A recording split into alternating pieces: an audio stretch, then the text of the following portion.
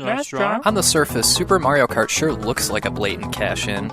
Like some Nintendo executive somewhere was like, "Damn it, we need more Mario games. We're in a war against Sega here. I don't care what you have to do. Just make a Mode 7 game with Mario characters and be done with it." And really, they could have stopped there, but thankfully they didn't. And the resulting game was the birth of a terrific series that's still going strong today, with the release of Mario Kart 8 coming on Friday the 30th here in North America. But is the series' original incarnation worth playing today? I know that sounds like a silly question, but think about how far the Mario Kart series has gone. The sheer amount of tracks, items, and gimmicks, it's always a little tough to leave behind all the enhancements you've grown used to as you travel back to the past. But the original Mario Kart doesn't need all that stuff. It has a certain simplicity to it that's almost beautiful in a way. It reminds me of Mike Tyson's Punch-Out for the NES, just such a deceptively simple game that's overflowing with charisma and charm, and the game's core mechanics make the game just effortless to play. That literally anybody could play this game and have a good time. My freaking mom could play this game, hi Mom, and have a blast doing it. And of course, when I talk about playing this game, I'm not just referring to the racing. There's the infamous battle mode, which has turned many friends into bitter enemies over the years. I remember my elementary school friend's little brother used to hate me for beating him every time we played, to the point that he accused me of cheating. Whatever, kid. But again, the key here is how simple it is to pick up and play. Hold B to accelerate, drive over a question mark to get an item, and A fires the item.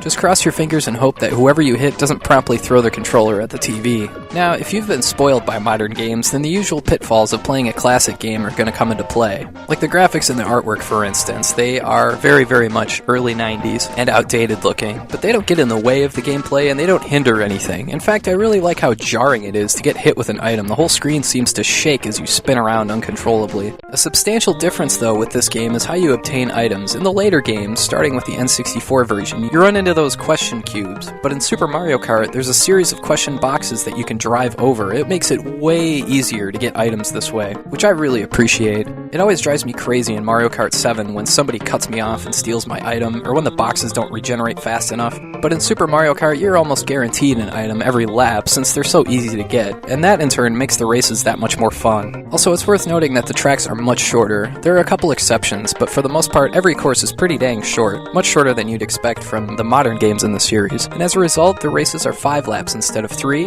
and there are 5 races to a circuit instead of 4. There, of course, is the Special Cup that you eventually unlock after winning all the other circuits. Good lord, Rainbow Road still gives me nightmares. I hate Rainbow Road.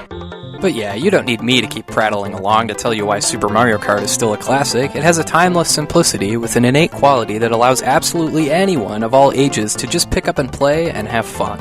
Some of the modern Mario games can be a bit complicated, what with the drifting and the crazy tracks where you're constantly falling off. So that in turn makes the direct and modest Super Mario Kart that much more appealing today.